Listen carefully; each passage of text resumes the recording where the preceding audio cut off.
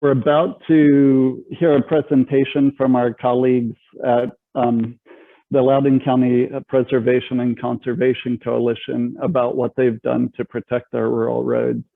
And this is a very timely discussion for us here in Charlottesville and Albemarle County, especially Albemarle, because Albemarle is in the process of revising its comprehensive plan. And that means imagining what we mean when we talk about a well-preserved rural area that surrounds a clearly defined urban area. We want high quality of life in both zones, but what quality of life looks like is different in an urban and rural zone. And the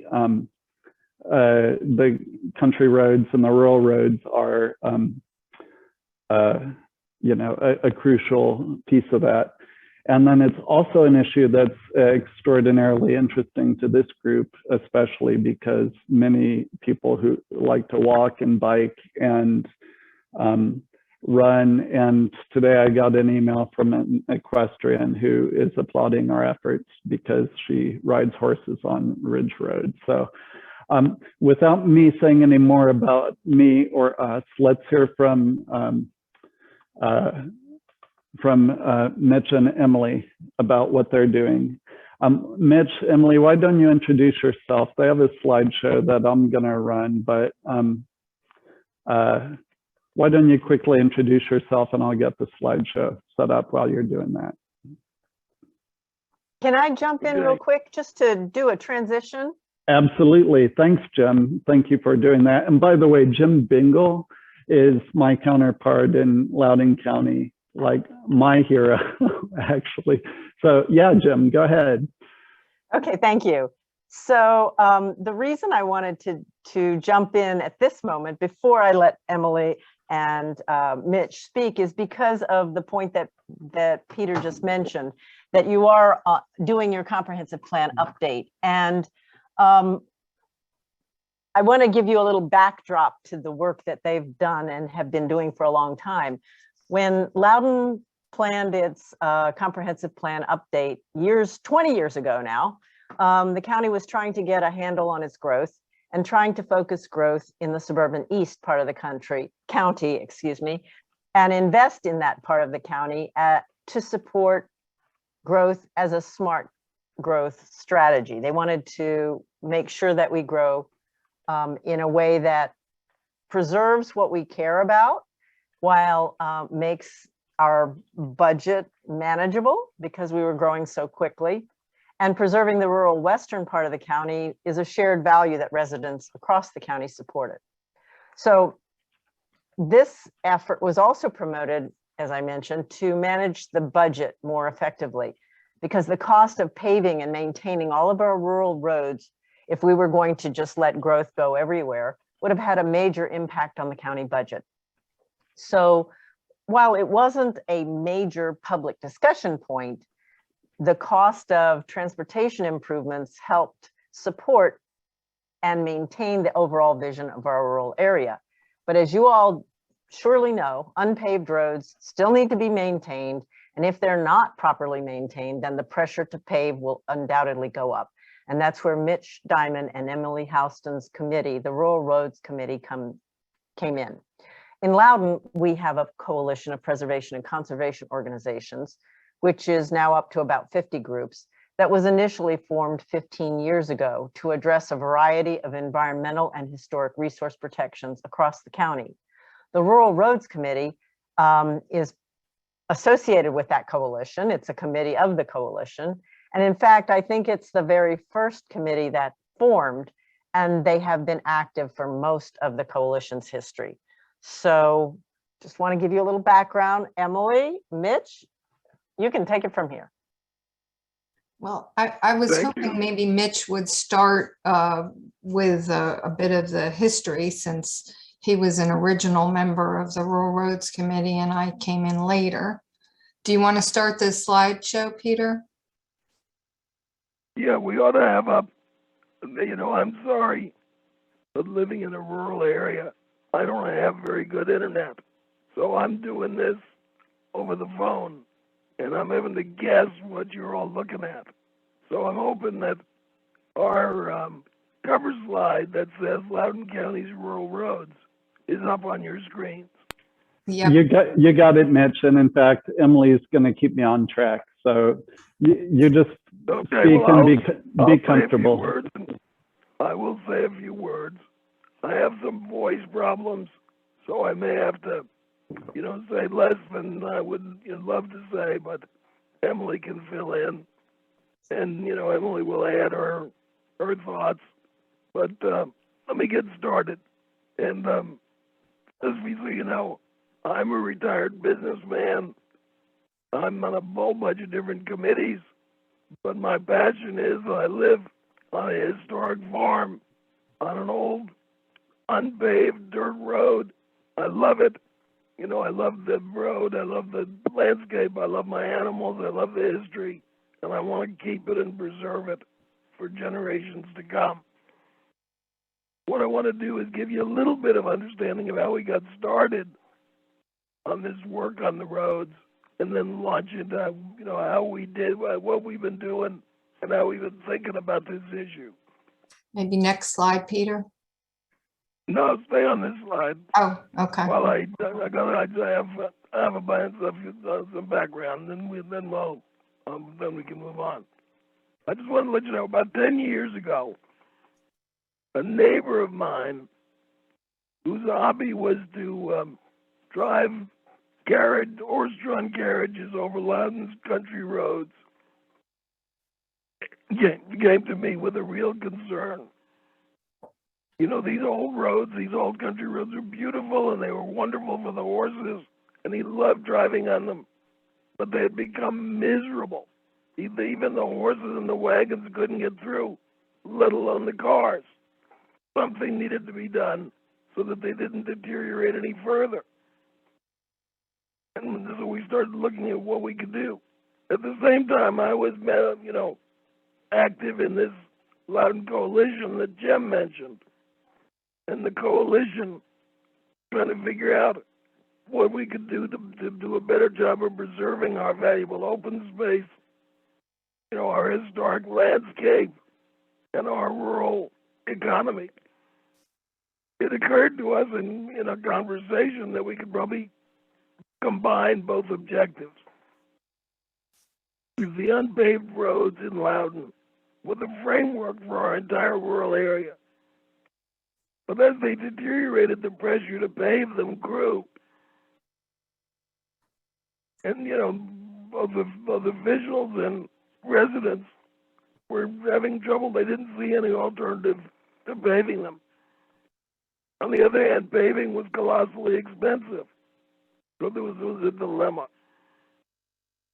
What we thought was, if we could bring those old roads up to a higher standard of care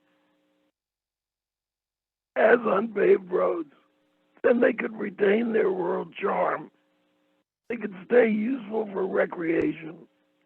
They could preserve their historic integrity, and we could convert them from being a colossal nuisance into being a valuable asset.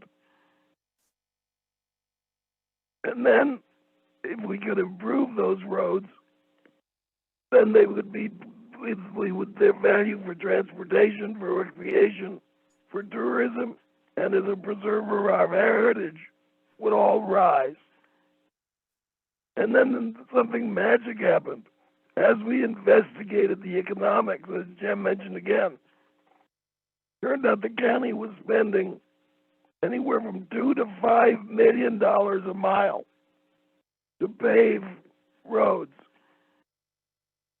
But their budget for the maintenance of all the roads in the county, which didn't only include grading the unpaved roads, but all the snow plowing, all the pothole repairs, everything, was only $12 million a year.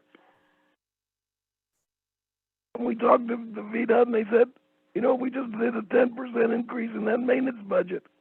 We could substantially increase, the problem. We could take care of the problems. Well, that was magic to hear. For the cost of paving a half a mile of road, you could fix all of the problems on all of the hundreds of miles of unpaved roads. So we launched into our effort.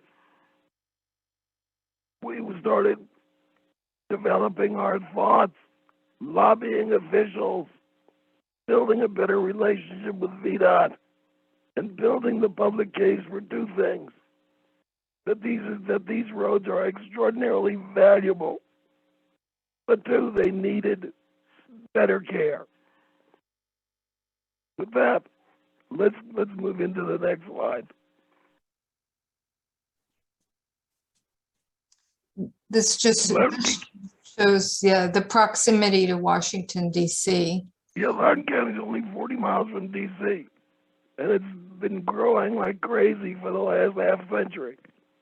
Actually, in 1950, when Dulles Airport first opened, the population of Loudoun was less than it was in 1800. But since that time, it's grown from about 20,000 people to almost 500,000 people. And if you look at that little map, that little yellow map, 90% of the population is in that little that square in the eastern end near the airport. But 2/3 of the land is the rural area to the west, where only about 10% of the people live. So if you go to the next slide, Loudoun has still got spectacular rural countryside, open land, beautiful farms, a thriving rural economy, and a network of almost 300 miles of unpaved roads that connects all that. Next slide. The next slide is just some more pictures of, this that we love to show it. It's really spectacular countryside. The pictures that Loudoun uses to promote Loudoun County are not pictures of the suburbs. They're these pictures. Let me now go to the next slide and just talk a little bit about the history. This circa 1757 map should be up. Yep. Okay, just a quick history. The very first, Loudoun and the area around Loudoun had been lived in by Native Americans for thousands of years. The first Europeans appeared around 1690.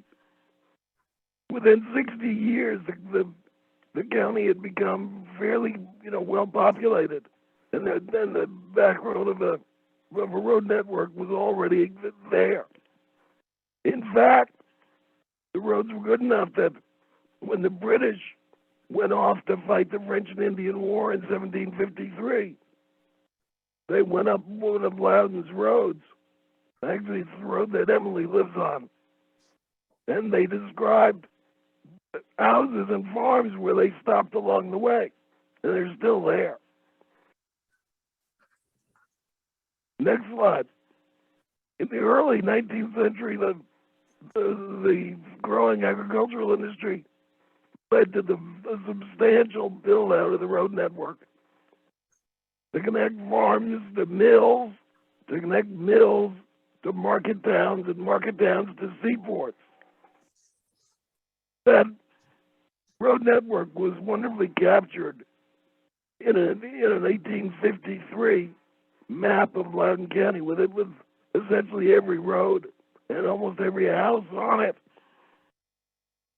What's amazing is the road network looks out in the rural area, the western part of the county, looks just like this now. Those old roads are the same roads that were built originally to support that agricultural economy. Next slide. Those wonderful historic roads attract visitors to all of our great historic sites and to support our thriving winery and equestrian industry. Equestrians love the roads. Loudoun has the highest population of equines in Virginia.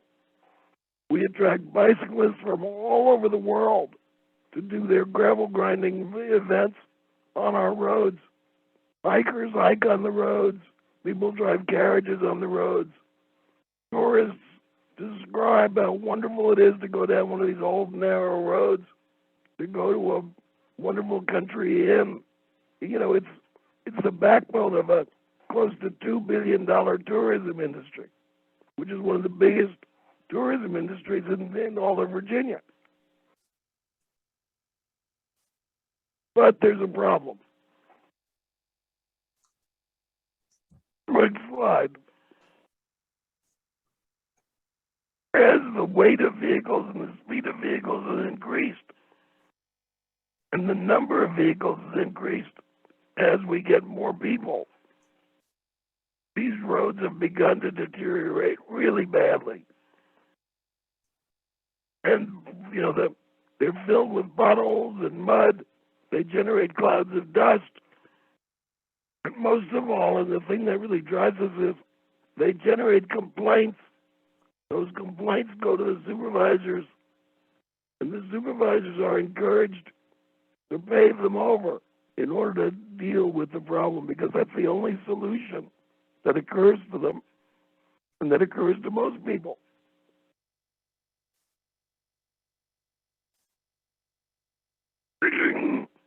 Seeing this, you know, terrible condition of the roads, we formed a committee to do two things: to build awareness among the community of both how important these roads were and of our goal to substantially improve their quality.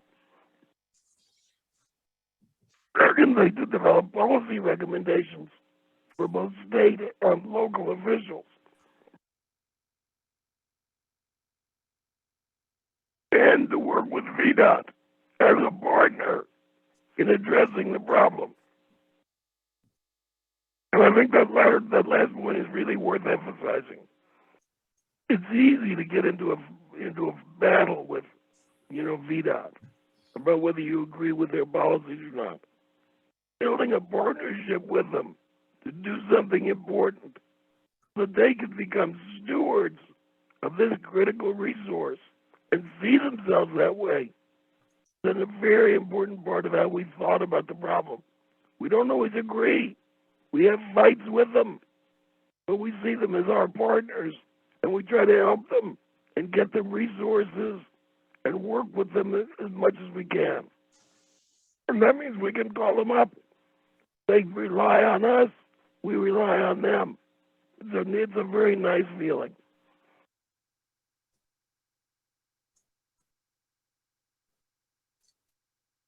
When we launched this, next slide, the one on preliminary meetings. When we launched the effort, we met with the VDOT people in Loudoun County. And here's what we learned. While there was a lot of money available for what was called capital projects like paving, maintenance budgets were just barely enough to do what they needed to do. They really could, the best they could do was respond when there were terrible storms, fix the worst of the damage, but there was no preventive maintenance or serious effort to care for the old roads. On the other hand, paving of the rural roads was both enormously expensive and, in fact, was damaging to the rural landscape. But, as VDOT told us, only a modest increase in their budget with some changes in procedures might approach the problem. One of the other challenges that we had was the existing legislation that provided capital funds seemed to only recognize paving as the way that capital funds could be used. So we had all kinds of limitations on where we could get money in order to address this road quality problem.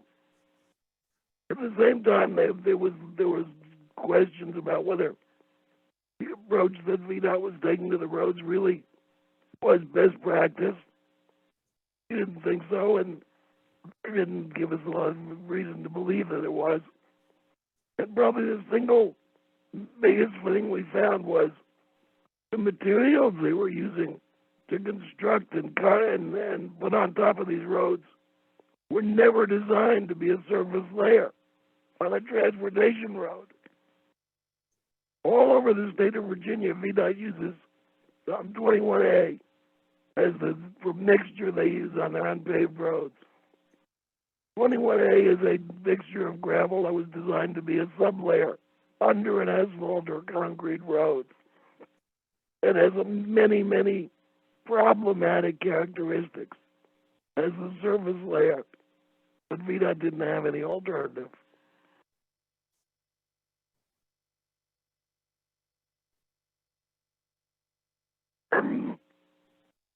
Next slide. Our initial thrust was to do two things. One is to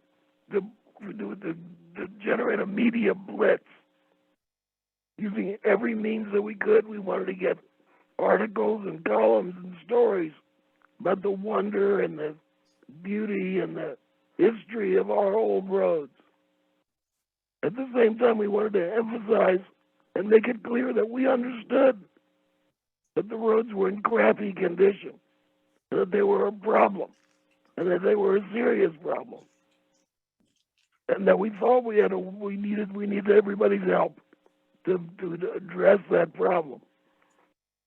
I think that's the second thing. Besides understanding the economics of the roads, I think acknowledging and being right up front about the fact that the roads were a real problem, I think was helpful. Because that gave everybody could recognize that. They saw that it was honest. And it gave people impetus to help us.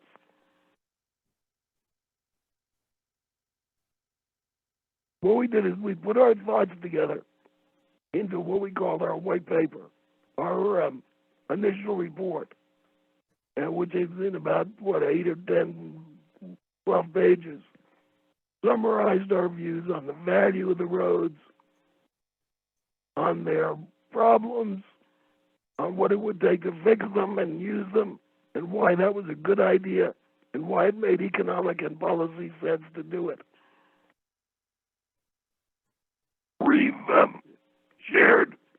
We've shared a copy of that report with Lonnie and with Peter, and they can make it available to you. I really recommend, if you're interested in, this issue and want to think about it, you ought to read this. And I think that they've got it available for you to look at.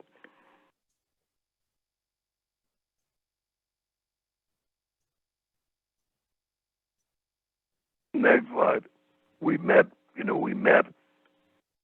The other things that we did was to try to build friends who had influence. We met with, state senators, representatives, with the supervisors, with people on the Commonwealth Transportation Board, and we discussed this whole issue with them and tried to build their support for what we were trying to do.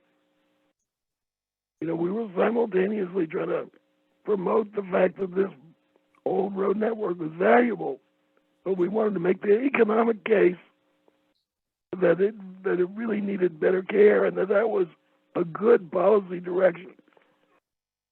And we also discussed, ideas that maybe could be embedded in legislation that might help.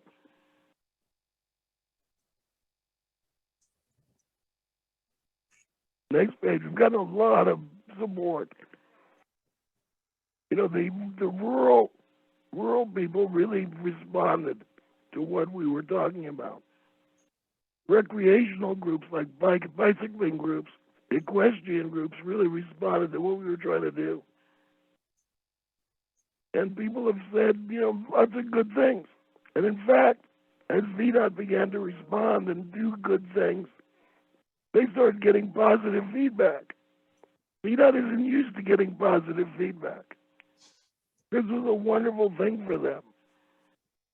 And then, there was lots of reinforcement for what we were trying to do. Next one, we worked with our legislators, and we got some nice changes in in the Code of Virginia. One was a statement an act that in fact pointed out that Loudoun's roads were valuable and that directed VDOT to give them better care and to report on what they were doing each year. The other piece of legislation that's not shown here was a very small addition. One of the Loudoun legislators put the words "and improvements" into the Code of Virginia, where it originally just mentioned paving. That's with that change signed by the governor. The vast amount of capital funds available for the roads could now be applied to other projects other than paving, if we have the imagination to use it. This has been an uphill fight, as Emily will attest. There's not a lot of, it's been hard to get both VDOT and everybody else to come around to understanding that this gives them more flexibility than they thought they had. But it's there, and it's a way it's available to use if the organizations and institutions are prepared to make use of it.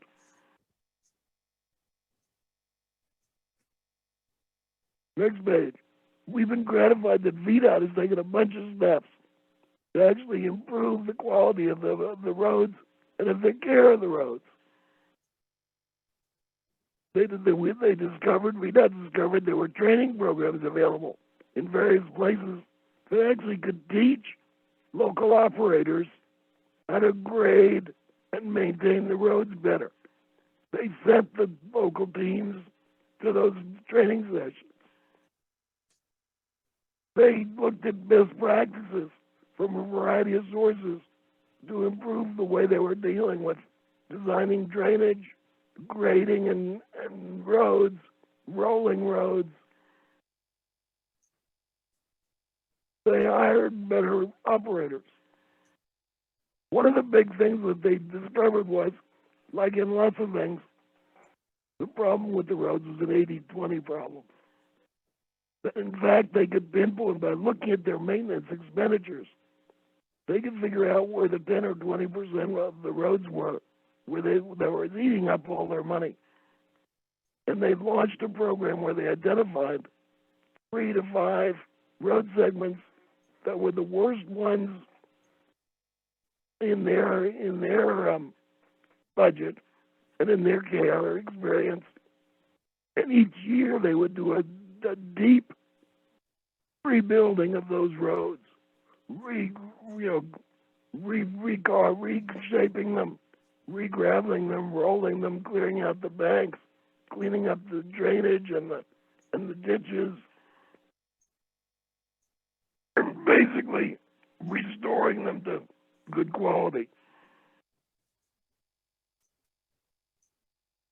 VDOT stepped up their regular maintenance levels, so as the roads have substantially improved over the last few years.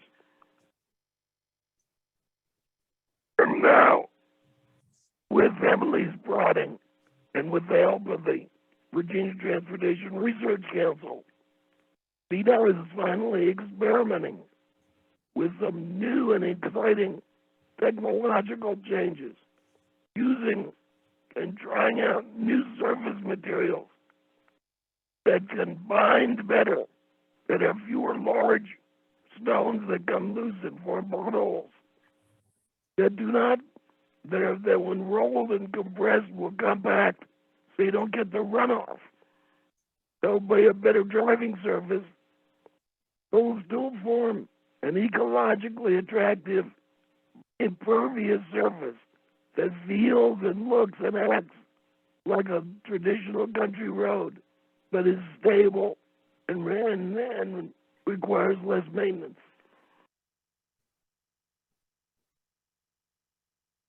But this, as the next slide says, is a work in progress. We have to keep watching and working with VDOT as they keep trying new things and provide feedback. There are probably still some legislative changes that can be made that make it a lot easier to move money from the multi-million-dollar capital budget into the much tinier maintenance budget, so that we have more flexibility for shifting funds into things that we really need. We have to maintain and keep improving the public's awareness of the value of these roads. And most important, we have to convince people who are skeptical that a well-made, unpaved road will be, great transportation and something they're going to like. Because that's the most important thing. The supervisors, the legislators, and the officials respond most to the concerns of the citizens.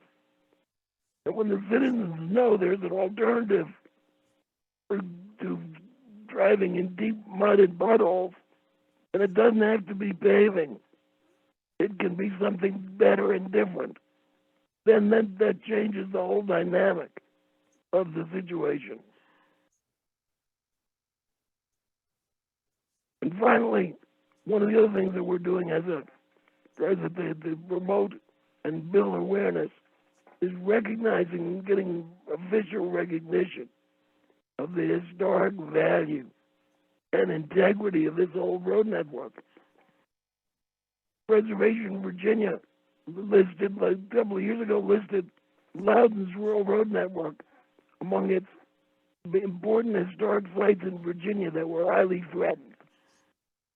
And last year, the Virginia Department of Historic Resources said that Loudoun's road network, old rural road network, appeared to qualify for listing on the National Register of Historic Places. So now we're in the process of putting together a program to actually nominate the old roads to that historic register, which will increase their visibility, make them more attractive to visitors, and give us a little bit of defense against those who want to pave them over and turn them into, suburban roads. I'll stop now. Anybody, then Emily and I can just answer any questions you might have.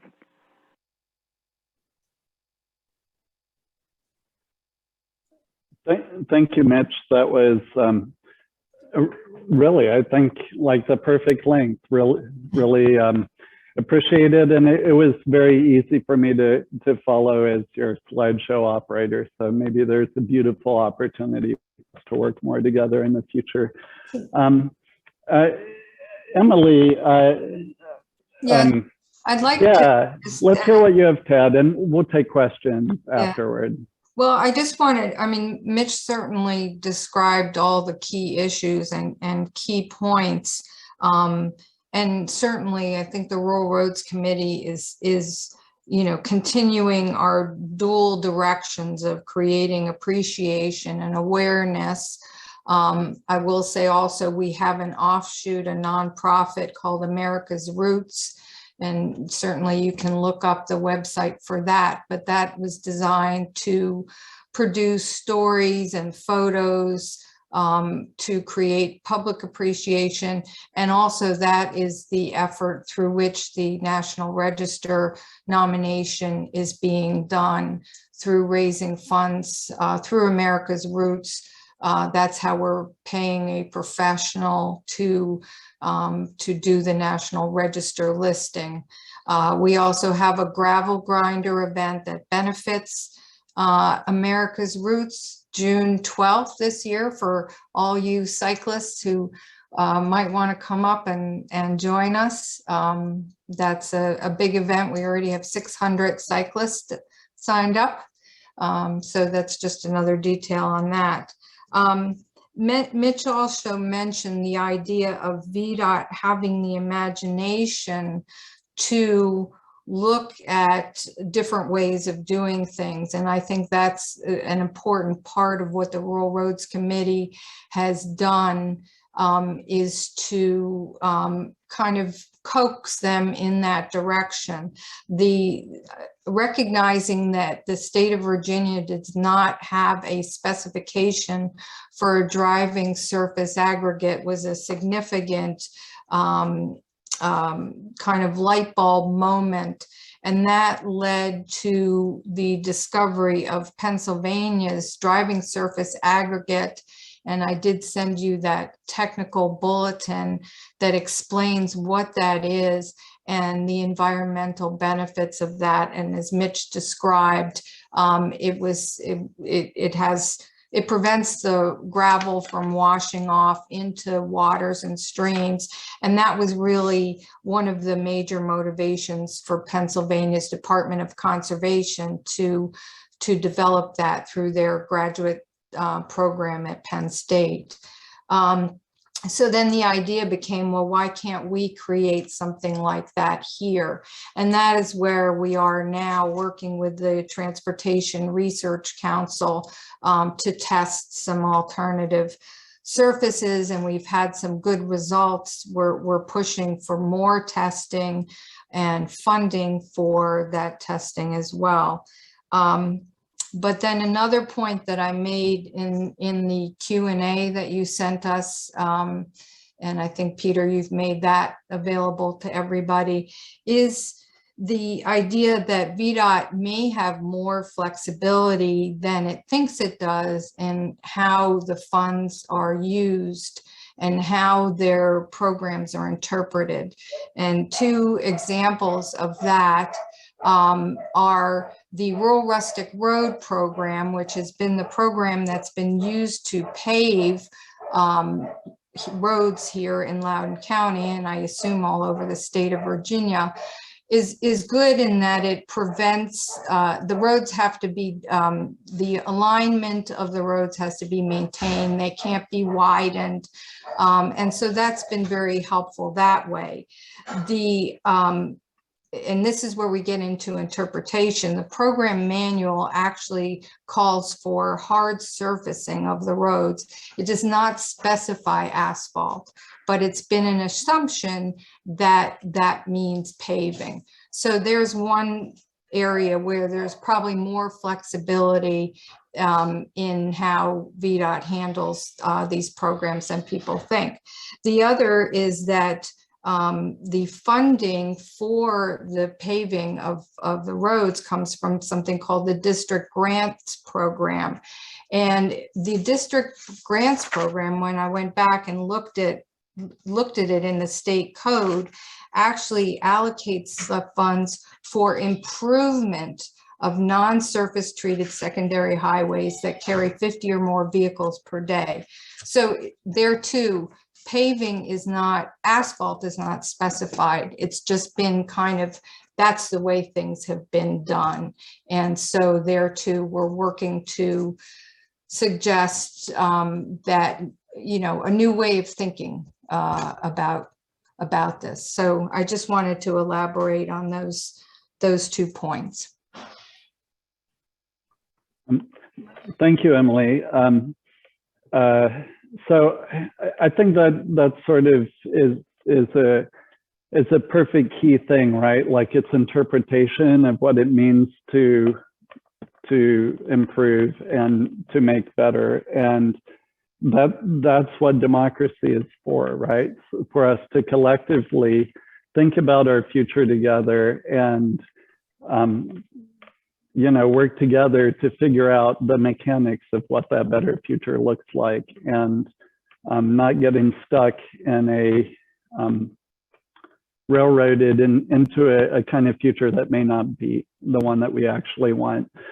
So there are a bunch of questions, as you could imagine, and we're very fortunate to have 2 members of the Albemarle Board of Supervisors joining us today, which is great. Thank you so much for coming. Ann Malik is one of them, and she posted a question in the chat. And And you know me well enough to just start speaking if you'd rather say it yourself, or I can read it to you. Well, I can't see the question, so you have to okay. tell me what the question Yep, is. that makes a lot of sense. So anyway, Anne's question is about potential conflict between different types of road users, and especially between recreational road users and people who simply live there, or even who are operating agricultural operations, right? So we have people who are traveling, we have people who are running capital intensive businesses, really, and we have recreational users all using the same space. Are there also best practices that minimize negative interactions or inconvenience or even outright conflict between different types of road users? Well, let me just speak in one context and then we can broaden it. We were a couple of years ago when the first idea of a major road rally on our rural roads was surfaced. There were all kinds of worries about negative interactions. What if they, are they going to interfere with people trying to drive vehicles down the road? Are they going to come onto private property? Are they going to have negative interactions with equestrians or joggers or others? And what we did is spend a lot of time with the bicycle group and develop a set of rules of the road. And we discovered that this has happened in lots of places.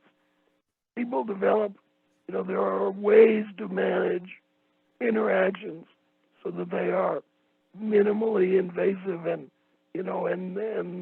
are courteous and respectful and safe. But you have to think about it in advance and educate people, provide some guidance. When you do that, things can work pretty well, and people can treat each other with respect. And frankly, one of the other things we did was invite the residents to be welcoming to the cyclists, for example. Provide way stations and become part of the cheering squad rather than just people who are left out while their roads get taken over. Yeah, and I would add too that certainly the cyclist and equestrian conflict is is kind of a classic one that but the riders being scared by bicyclists on the road. But as Mitch said, we have worked hard to educate both communities. The gravel grinding event that we have is extremely well run by actually a professional event management company who we're having our fourth one this year. But the other point about it is, I think that raising the awareness of these two particular user groups as an example, that normally might have some conflict, but making them realize that if we don't work together, we're going to lose this resource. And in Loudoun County in particular, the fox hunting clubs are significant users of the roads, and we're turning them into supporters of this effort, and even working with the cyclists. Like this year, we're going to have members of one of the local fox hunts sending off the cyclists, bringing the horses and the hounds over and participating in this event as a show of joint support for this effort. I want to add one other thing. I want to add one other thing just before we quit on this question. I think the other part of the magic of the answer here is you want to find a road condition where the people who want to use the roads for essential transportation find the roads comfortable and they can drive their farm vehicles or their automobiles comfortably and reasonably. And they don't have to suffer from clouds of dust. At the same time, that good road surface is a good service for equestrians to use for their horses, and it's a good service for runners, and it's a good service for bicyclists. So finding out, making the roads, a good quality road is part of the solution to that question.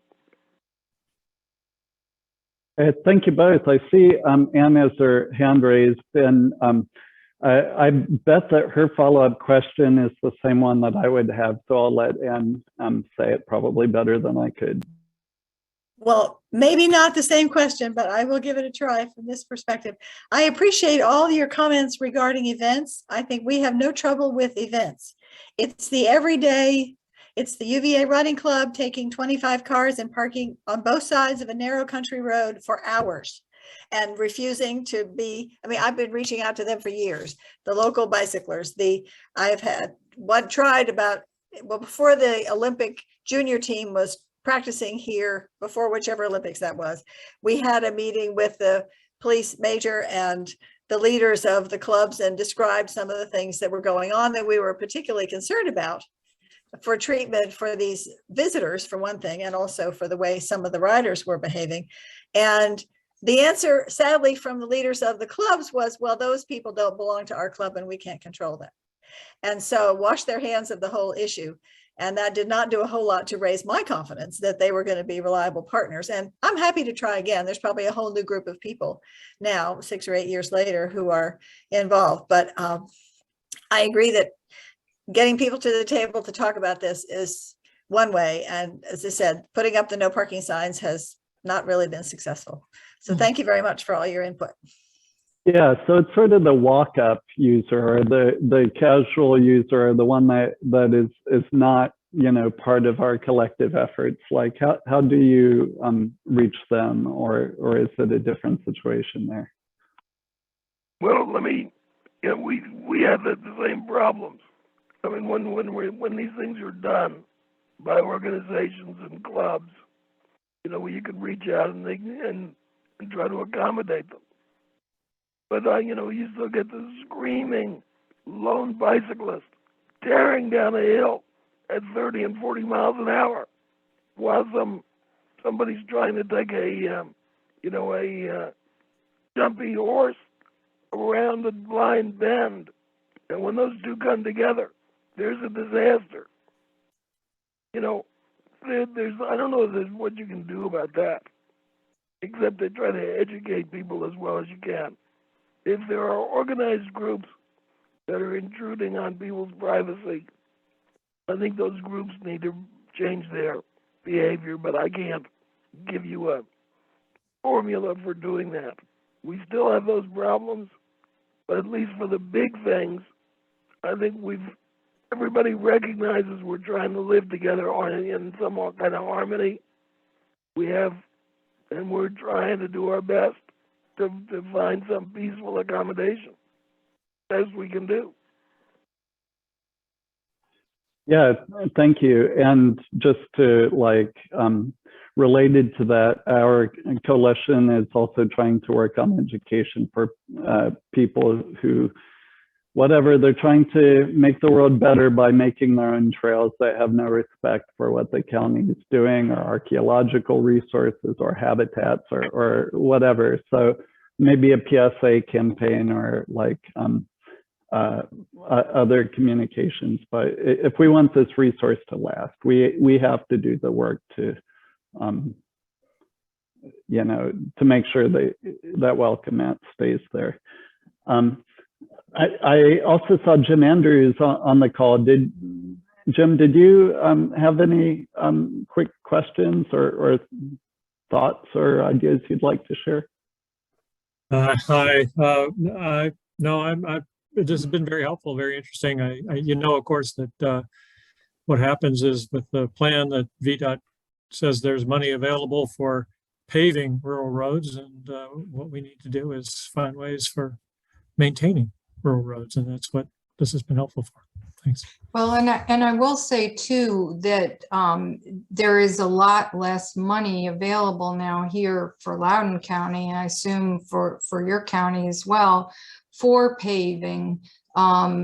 it used to be, there were two main sources of funding. One was the district grants program, which I mentioned, but there was also something called the CTB formula funds, which put a lot of money into available for paving, but that program ended in July of 2020. So now here in Loudoun, we have a situation where over the next 6 years, $3.4 million is available through the district grant program. And the supervisors have a list of roads that they would like to have paved, and they have over 31 miles of roads at $1 million a mile. So, you know, this is where the economics comes into play. And our argument is that we can improve with better drainage and an improved surface. We can improve far more roads than the 3.4 miles of roads that $1 million a mile gets you. So that that economic argument is, I hope, powerful. So. Thank you.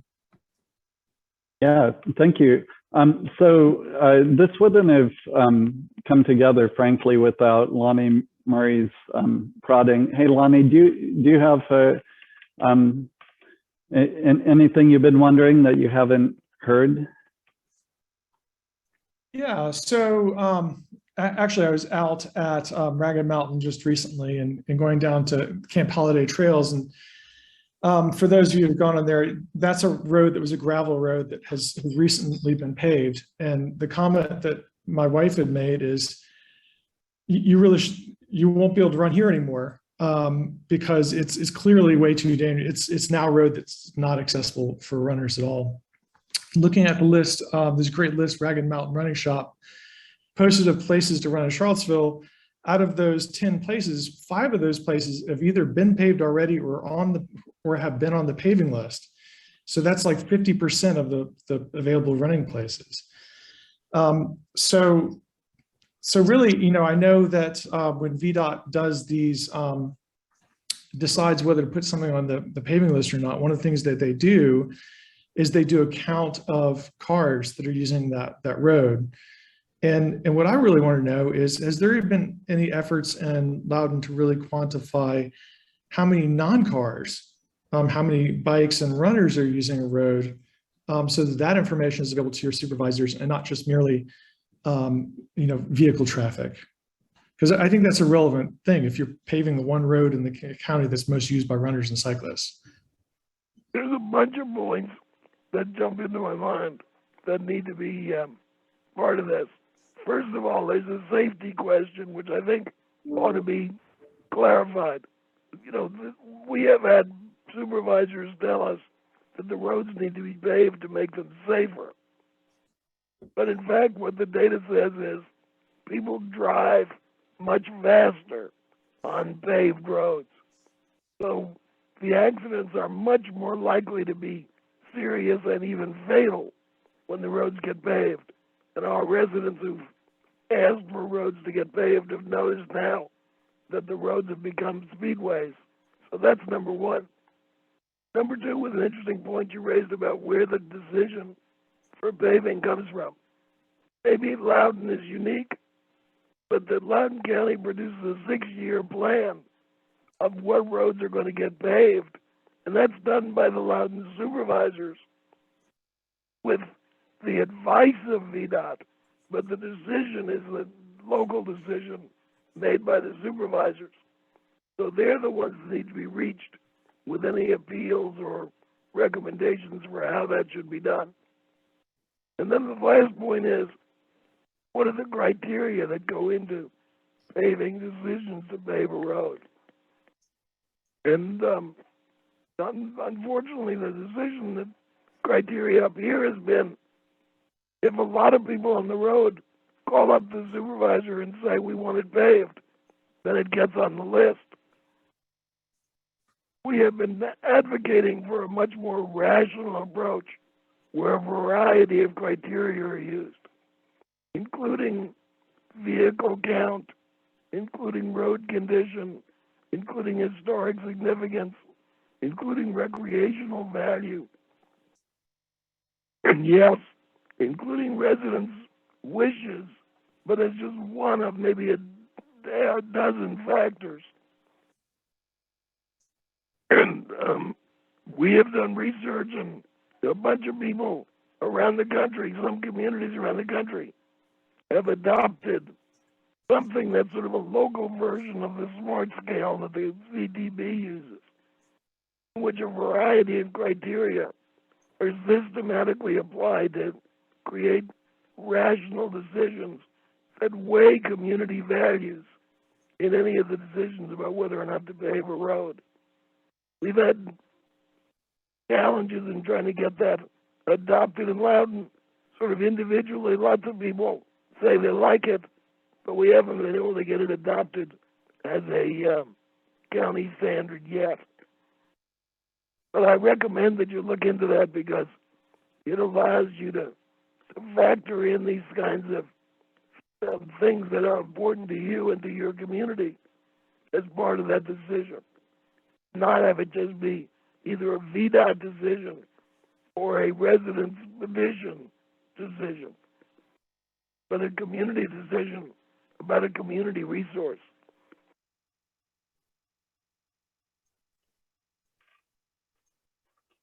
I think that's such a super rich response, and it contains a lot, and it's almost like a perfect punctuation. I would like to point out that it's 6 o'clock, and Emily and Mitch have been quite generous with their time preparing for this and speaking, and thank you so much, both of you. Typically, we hold this meeting open, and folks who want to just stay and hang out and chat are welcome to do so. But I would just like to formally thank you both for coming, and if you're able to stay and do like after meeting chatting with folks who choose to stay for a while, that'd be great. But if not, thank you, and really, really appreciate you stopping by today.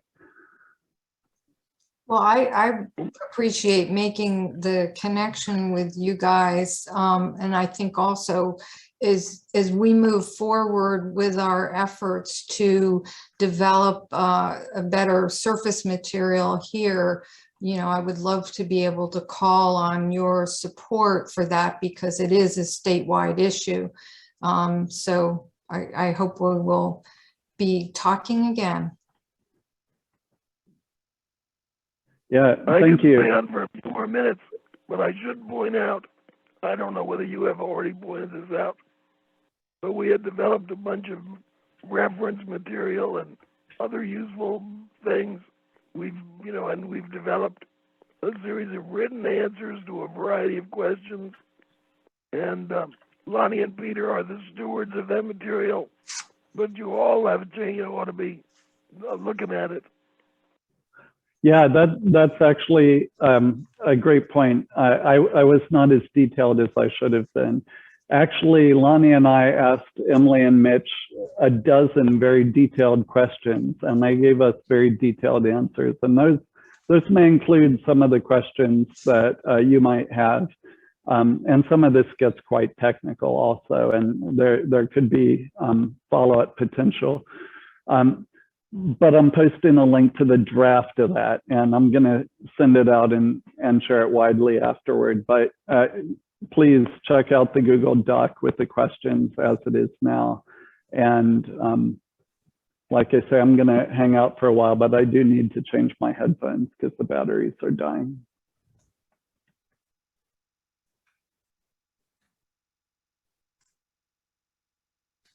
Okay, well, I can stay around for maybe 10 or 15 minutes until my wife gets back from the barn where she's feeding the animals, and then I'm gonna have to ring off. So this is Lonnie, and this is kind of a question for both, maybe Ann Malik and Emily. it seems like there may be some opportunities for Albemarle County to work together on the legislative front to help address some of these issues with changing perspectives about from just paving rural gravel roads to help protecting them. And so I was wondering, what can we do to help foster these communications between Albemarle County and Loudoun to start working on a collective legislative effort? Well, I think Peter and I had a brief conversation this morning in which Peter mentioned the option of creating a small working group to maintain the communication. So Peter, was that something you wanted to bring up now? Yeah, so, and hopefully you can hear me with my new audio scenario, okay. But I can yes, barely hear you. okay, so yeah. Yes, I talked about that. So there are two pieces of that. Number one is such a working group would be, even just locally composed of Albemarle folks, would be a really good start for us, but also working together. And I mean, for people working together could be a working group, and maybe we could do better than that. I see Anne's hand raised. One thing I was going to add is supervisor to supervisor communication is certainly possible. There may be some new ones, but I certainly know Phyllis Randall, the chair, and several other members of the board. The other is the Transportation Committee at VACO, because that is there'll be, I think, August meetings for sure, pre-legislative meetings in August. So research who is on that committee. Maybe Jim will volunteer to join it, who knows, and worm our way in on some of those discussions as well. So I look forward to reading the FAQ and catching up. Thank you very much for doing all this. I'd also like to suggest too that the improved surface aggregate that we're looking at would also make an excellent trail surface too. So I think that would add to its applications. Yeah, and Emily, sorry, Emily, I don't know if that was a response to what we saw in the chat about the Creeper Trail and the New River Trail and what type of surface they use. My assumption is that their surface is not a particularly researched surface either, but I could be wrong. Do you know anything about that? Oh, I see that question now, so. But you haven't specifically interacted with Oh, no, we haven't, builders. no, we haven't really gone in that direction. But again, it's part of what I would see for the future. Let me, because I'm on multiple committees, one of the committees I sit on is called our Emerald Ribbons Committee, which is working on a county-wide trails and linear parks program. And we've been taking good advice from Albemarle about how they've been doing that. But one of the specifications we put in for our trail system is to use bicycle-friendly but permeable surfaces, in all the areas where they can, which are mostly the wilderness areas.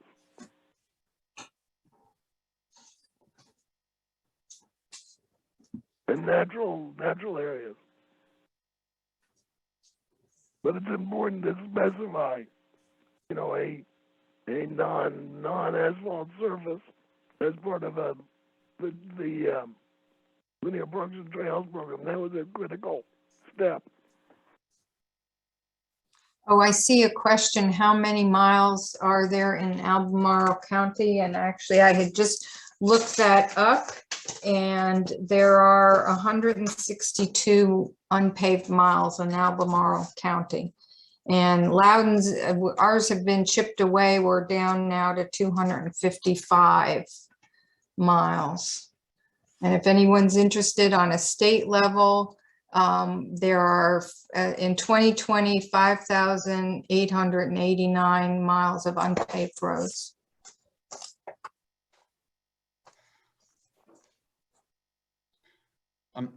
And it's not necessarily obvious, but if you simply Google VDOT unpaved roads, they have a GIS-based interactive map where you can find unpaved roads. So I use that map sometimes to plot cycling routes. Mm-hmm.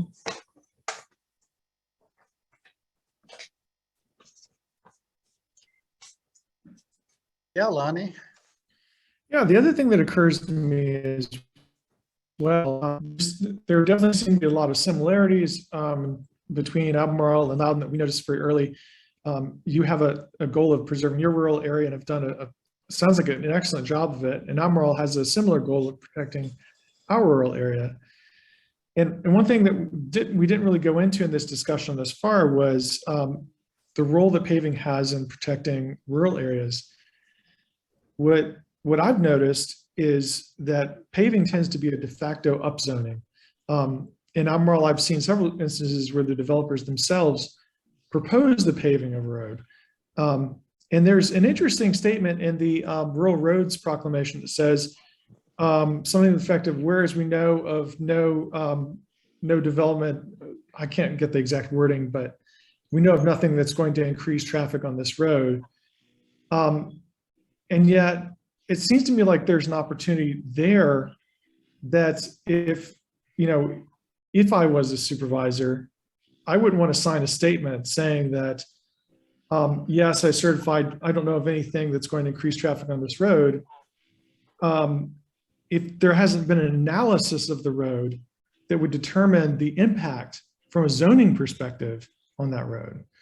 How many development rights are on that road, for example? What is the development potential of that road if it were paved? Because sometimes paving that road is the only thing that keeps a road full of farms from becoming a road full of subdivisions.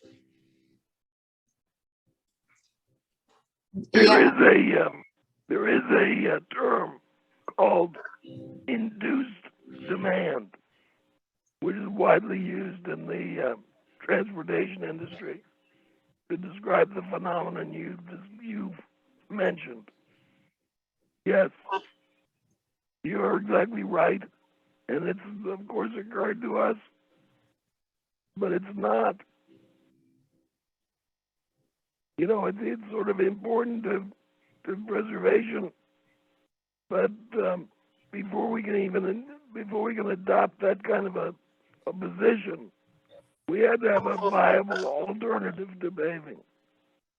That's why we focus so much on proper maintenance and care and good materials and good surface treatments. Because when the only alternative looks like mud and dust versus a paved road, it's really hard to make the argument that to oppose paving.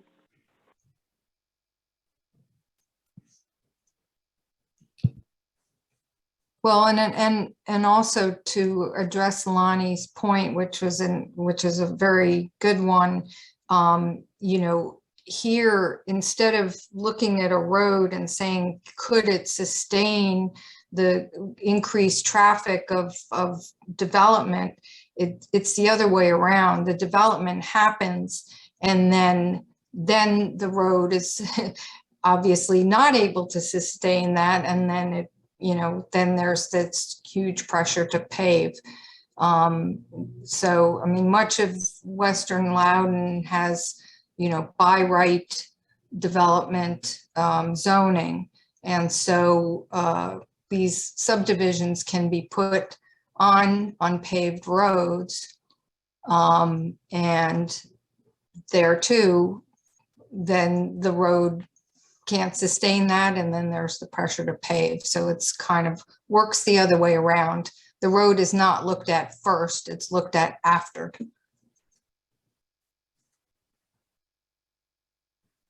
Yeah, that's the case with so many other like infrastructure situations where the regulation has expectation that then the public would need to come back afterward and at its expense provide the infrastructure. I see John. You're cutting out. I can't hear half of what's being said. Yes. So I see John Gelly, who runs our Albemarle Gravel and Wine group. Hey, John, did you have anything you wanted to ask these guys while you have the opportunity?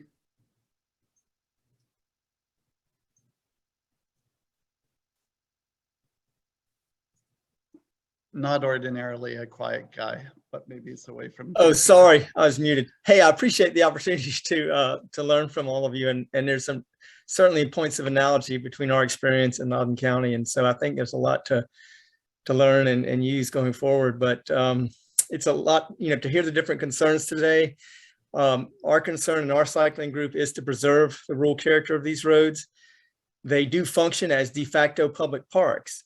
And so they're not reducible to the tasks that a lot of the nearby property owners understand them narrowly to serve.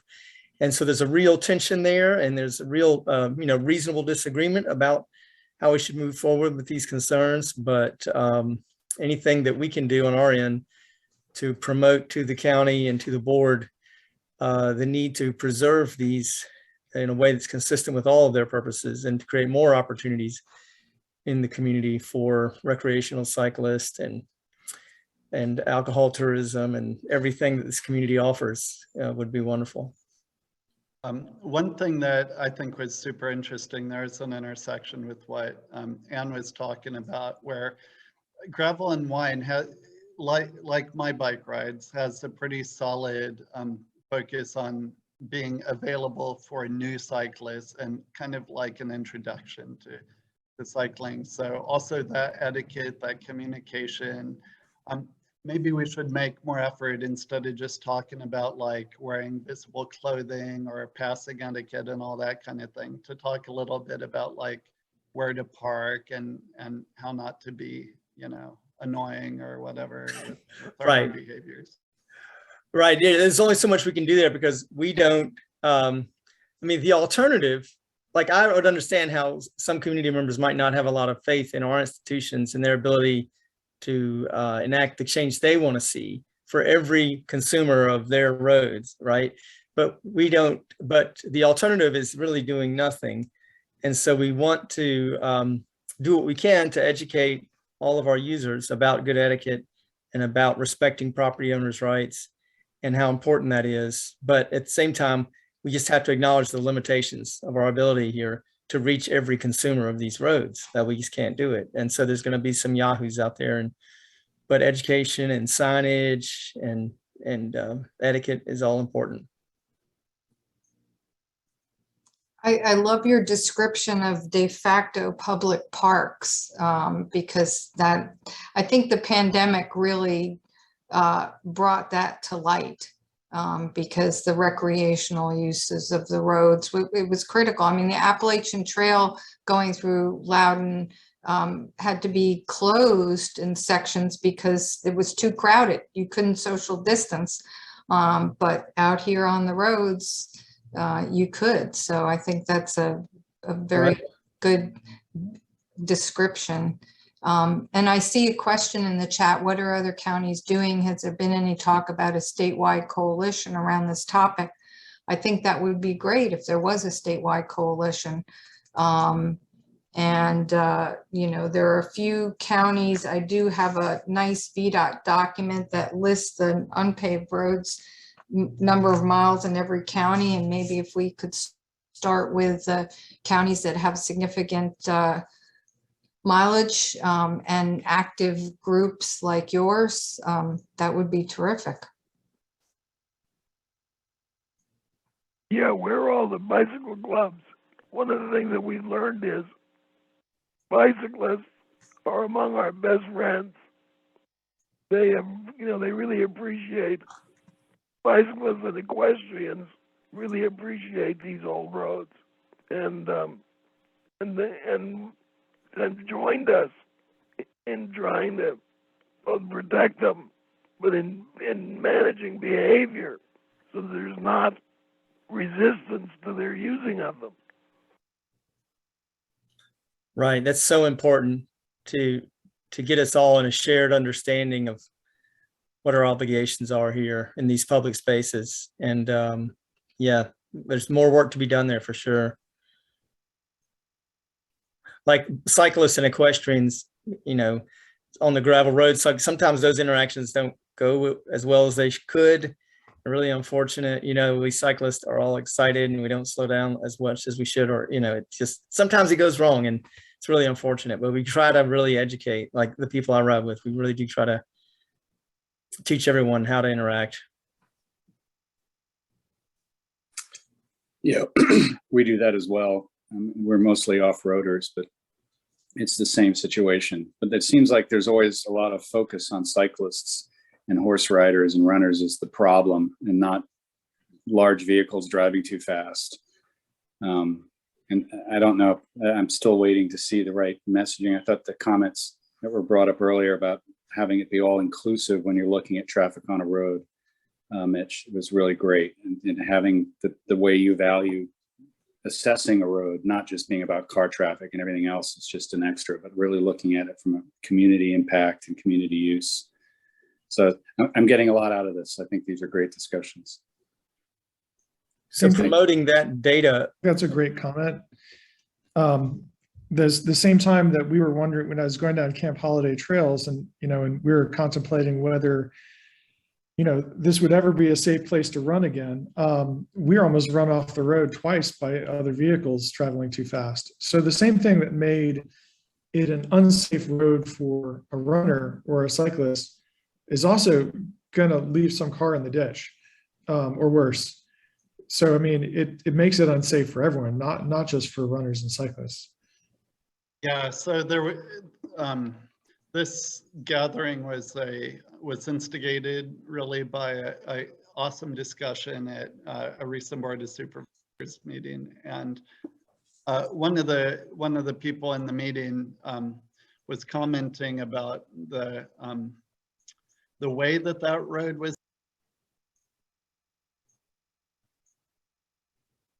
Peter, you muted yourself again. No, my computer, like, for some reason constantly mutes itself when I'm using these headphones. That's why I don't use them. But and anyway, so that road was built with like an 18-inch drop between the surface and the shoulder, which that can't be a good practice in any kind of way.